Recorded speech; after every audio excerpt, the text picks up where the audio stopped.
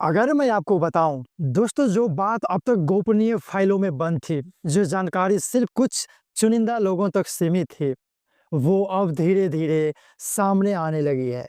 और जो तस्वीरें उभर रही है वो चौंकाने वाली है।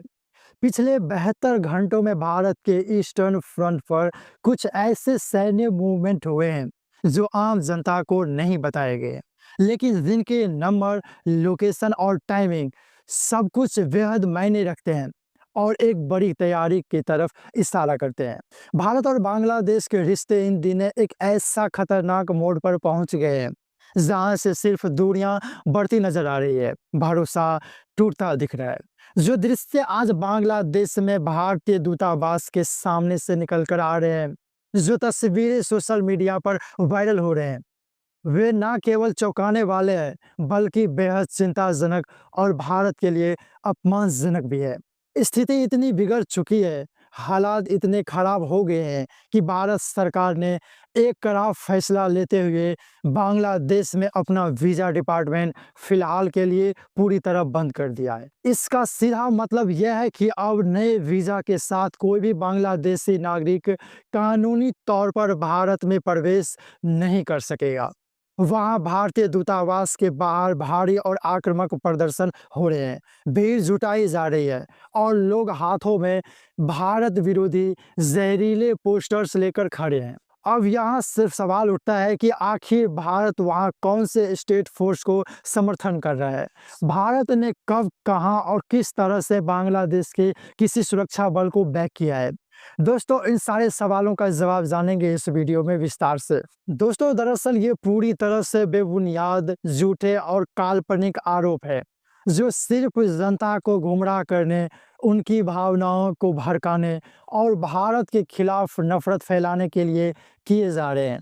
ये विरोध प्रदर्शन बिना किसी ठोस आधार, बिना किसी सबूत के साथ भावनाओं के साथ उकसाने और राजनीतिक फायदा उठाने के लिए आयोजित किए जा रहे हैं। हालात की गंभीरता को देखते हुए भारत सरकार ने बांग्लादेश के राजदूत को विदेश मंत्रालय में तलब किया है, उन्हें समन किया है और बेहद साफ और सख्त शब्दों में कहा कि हमारे एम्बेसी, हमारे दूतावास की सुरक्षा खतरे में है और इसे सुनिश्चित करना आपकी सरकार की जिम्मेदारी है। इसके बाद बांग्लादेश सरकार ने वहां कुछ सुरक्षा बल तो तैयार किए हैं, लेकिन माहौल अब भी तनावपूर्ण और खतरनाक बना हुआ है।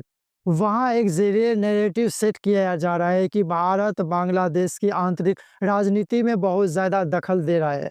पूर्व प्रधानमंत्री शेख हसीना के भारत में शरण लेने के बाद वहां के कुछ कट्टरपंथी लोग और खासकर पाकिस्तानी प्रोपेगेंडा मशीनरी पूरी ताकत से ये झूठा प्रचार कर रही है कि भारत एक तानाशाह को, एक डिक्टेटर को एक शरण दे रहा है। सबसे हैरान करने वाली और खतरनाक बात तो यह है कि अब बांग्लादेश के युवा, वहां के कुछ नेता भारत के नॉर्थ ईस्ट यानी 7 बहन राज्यों को लेकर अजीबो-गरीबों खतरनाक दावे करने लगे हैं। नेशनल सिटीजन पार्टीज के नेता हसनत अब्दुल्ला जैसे लोग खुलेआम सोशल मीडिया पर कह रहे हैं कि भारत के नॉर्थ ईस्ट को अलग करना होगा। जरा सोचकर देखिए, क्या बांग्लादेश की मिलिट्री इतनी सक्षम है कि वो भारतीय सेना को चुनौती दे सके?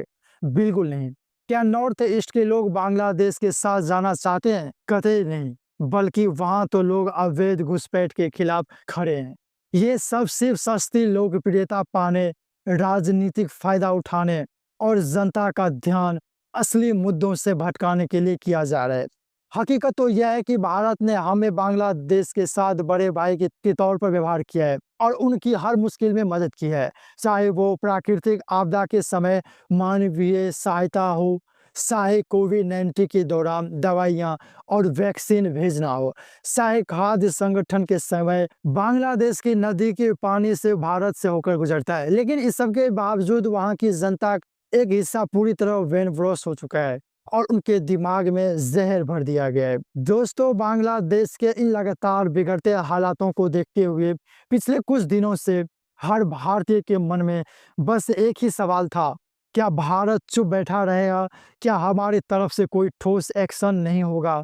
तो दोस्तों, अब जवाब मिल चुका है। और वे जवाब जोरदार है। इंडियन आर्मी ने अब मोर्चा संभाल लिया है और तैयारियां शुरू हो गई है। आज की इस वीडियो में हम दो बड़ी और महत्वपूर्ण खबरों में विस्तार से समझेंगे।